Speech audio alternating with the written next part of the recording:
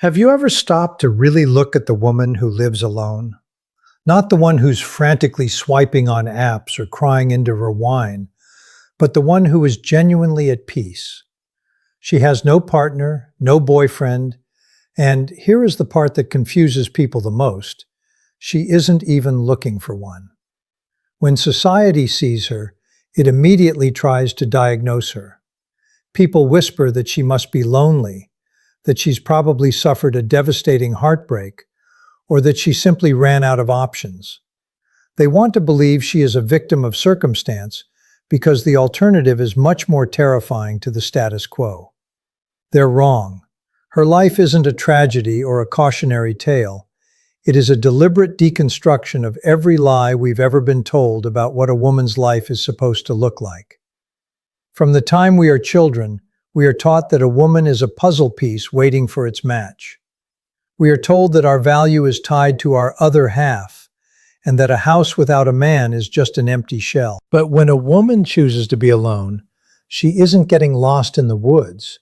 She is finally stepping out of them. She is reclaiming the territory of her own life. This isn't a flashy journey that gets rewarded with likes or public applause. In fact, it's often met with awkward questions and pitying looks at family dinners. But beneath that surface is a path of silence and internal strength that most people are too terrified to even imagine. It takes a massive amount of courage to stop seeking external validation and start trusting the voice inside your own head. There's a common misconception that this kind of woman is cold or broken, but that couldn't be further from the truth. She isn't cold, she's just tired. She's exhausted from years of burning herself at both ends to keep other people warm while they never bothered to help her carry the wood. She has spent enough time in partnerships where she did 100% of the emotional labor, only to be left drained and invisible. Now she has realized that her energy is a finite, precious resource. She has stopped being a public utility and started being a private sanctuary. She hasn't lost her ability to love. She has simply raised the price of admission to a level that requires actual effort and integrity. The reality is that a woman who doesn't need a relationship to feel whole is one of the most threatening things in our society. Our entire world is built on the myth of emotional dependency, the idea that you are incomplete until you find someone else. When a woman stands up and says, "I am enough exactly as I am," she shatters that logic of control. She dismantles the idea that a woman needs to be saved, managed, or claimed. This creates a massive problem for the system because you cannot control a woman who isn't afraid of her own company. You cannot manipulate someone who is perfectly happy sitting in a quiet room by herself. Most men are conditioned to look for a woman who needs something: protection, financial security, or emotional grounding. When they encounter a woman who has already provided those things for herself, they don't know where they fit in. It's a blow to the ego of anyone who relies on being a hero to feel important. And for other women, seeing her can be equally unsettling. It's like looking into a mirror of power that reveals the chains they are still wearing. It forces people to ask themselves, am I with my partner because I love them, or because I'm terrified of what I'd find if I were alone? She doesn't have to say a word to challenge your entire lifestyle. Her existence is the argument. This level of freedom is a different kind of whole. It's not the wholeness of a perfect circle, it's the wholeness of a mountain. It's steady, it's unmoving, and it doesn't need anyone to tell it that it's beautiful. She has discovered that the most important relationship she will ever have is the one happening right now, in the silence of her own home, between her heart and her mind. She isn't waiting for her life to begin when a man walks through the door. She is already living it, and the door is locked from the inside, not to keep people out, but to ensure that anyone who enters knows exactly how much respect that space deserves. When you walk into her home, the first thing you notice isn't what's there, but what isn't. There is a profound silence, but don't mistake that for emptiness. To the outside world, a quiet house is a sign of a lonely life, but for her, It is a hard-won sanctuary. Most people are terrified of silence because when the noise of the world stops, the noise of the mind begins. They fill their lives with distractions, mediocre company, and constant chatter just to avoid hearing their own thoughts. But this woman has stopped running. She has turned her home into a sacred space where she can finally breathe. It's a place where she doesn't have to perform, explain herself, or manage anyone else's fragile ego. Of course, society has plenty of labels for a woman like this. They call her picky, arrogant, or difficult to reach. But those labels aren't about her.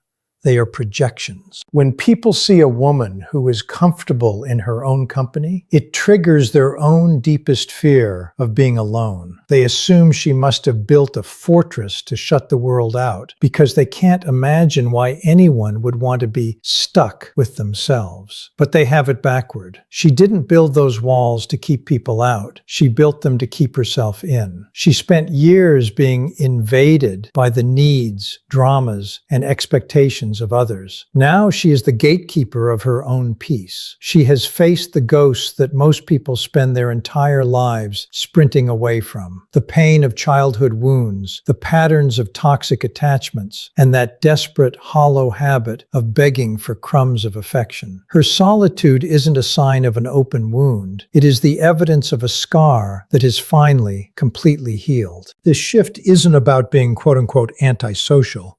It's about a massive upgrade in emotional maturity. To an immature observer, her boundaries look like distance. They see her lack of urgency to date, or her refusal to play modern dating games, as a sign that she's given up. In reality, she has just grown up. Maturity is incredibly scary to most people because it demands total truth and a real, grounded presence. She is no longer moved by charming princes, smooth talkers, or those shallow, curated Instagram story romances that look good in photos but feel empty in real life. She has outgrown the need for the spark that is actually just anxiety in disguise. She isn't looking for someone to save her, and she certainly isn't looking for a project to fix. She has traded the desperate, frantic urgency to be with someone for the quiet, steady power of being with herself. She has realized that the half-person looking for their other half narrative is a trap designed to keep people in codependent loops. She doesn't want to be completed by another person because she isn't a half. She is a whole.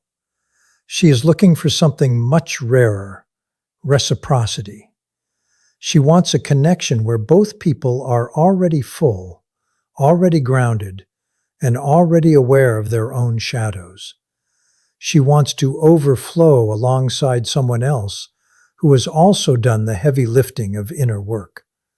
Until she finds that, she is perfectly content to stay exactly where she is. She isn't waiting for her life to start. She is enjoying the life she has already built, knowing that any addition to her world must be at least as peaceful as the silence she has worked so hard to protect. When you look at this woman, you aren't just seeing someone who lives alone. You are seeing someone who lives by essence rather than convention. Most people spend their entire lives following a script written by someone else, checking off boxes like marriage, partnership, and social validation just to prove they exist. But she has opted out of that performance. She is living proof of the one thing society tries to convince us is impossible, that you can be truly, deeply happy without a witness. She doesn't need a partner to narrate her life, or a social media feed to validate her weekends. Her joy isn't a show put on for an audience.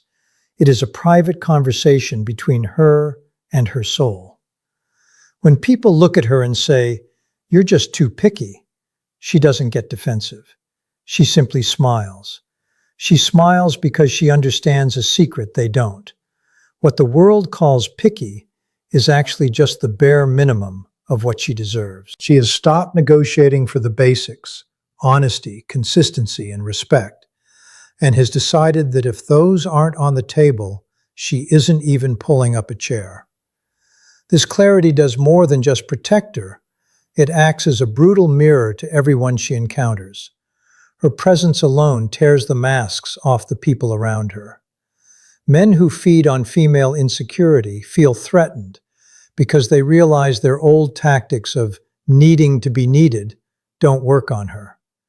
Women who are still trapped in the exhausting cycle of seeking approval feel a sharp pang of judgment, not because she is judging them, but because her freedom highlights their own chains. She isn't out there trying to start a fight or prove a point. She is just existing. But in a world that demands women be small, agreeable, and available, the simple act of being is a radical revolution. She has stopped living to please, to serve, or to fit into a mold. She lives to exist in her fullest, most authentic form, and that makes her the most dangerous kind of person, one who is truly free. This freedom has led her to create an entirely new standard for love. If she is walking alone today, it isn't because she is waiting or because she's been left behind. Every day she remains single is a conscious choice, and every no she gives to a mediocre connection is a profound act of self-respect. She has reached the life-changing realization that it is infinitely better to be alone than to be invisible in a relationship. She's been in those rooms before, the ones where you're sitting right next to someone but feel like you're 1,000 miles away. She's done with the lonely together trap. Her path isn't always a perfect, sunny, straight line. She has her nights of doubt and moments of nostalgia for a touch or a voice. But even in those quiet, heavy moments, she remains loyal to her own soul. She refuses to betray herself just to have a body in the bed next to her. The love she is open to now isn't a search for salvation. She doesn't need a man to rescue her from her life because she actually likes the life she has built. She isn't looking for someone to fill her empty spaces or fix her broken parts. When love finally does arrive, it won't be a missing puzzle piece. It will be a celebration. It will be two whole, complete individuals deciding that their lives are even more beautiful when shared. This new kind of love won't come to complete her. It will come to join her. It's the difference between needing a crutch to walk and finding someone who can keep up with your pace. She is waiting for an equal, a partner who has done the same grueling inner work and who understands that love is about expansion, not possession. This is your wake-up call. This story isn't just about some distant, mysterious woman. It is a reflection of the dormant strength living inside you right now. If these words feel like a physical weight in your chest, it's because you are tired. You are exhausted from shrinking your personality, your dreams, and your boundaries to fit into spaces that were always too small for you. You've been playing a character in your own life just to keep the peace or keep a partner, and your soul is finally screaming for air. Don't just listen to this and move on with your day. Act on this clarity. If you are ready for a love that doesn't demand you lose yourself in the process, the first step isn't finding the one. It's reclaiming your own space. It's falling in love with your own silence and setting a standard so high that only the most authentic presence can meet it. Share this with a woman who needs to be reminded that her power isn't in who she can attract, but in who she becomes when she stops trying to be anyone else. It's time to rewrite the narrative. Being whole isn't a destination you reach with someone else. It's the home you build within yourself.